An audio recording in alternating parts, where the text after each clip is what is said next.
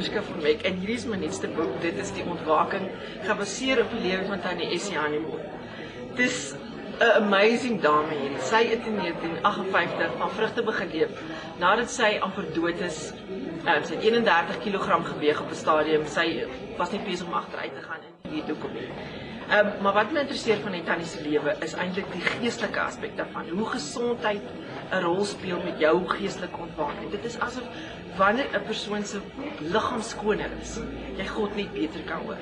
Die storie is, ek het net hooftrekke uit haar lewe gehaal, dit wat vir my interesseer. Natuurlik, die tannie is vandag 86, sy is deel van 'n nie identiese tweeling.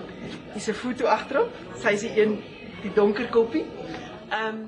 En ek het haar lewe opgedeel in verhoudinge, 4 verhoudinge met mans, wat 'n impak op haar lewe gehad het.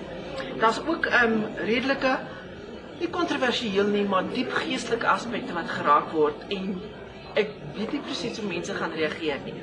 Maar hierdie het te doen nie net met hierdie tannie se ontwaking nie. As jy dit lees, begin jy dink oor jou eie ontwaking, die reis wat God met jou mee besig is. Ek hoop jy geniet dit.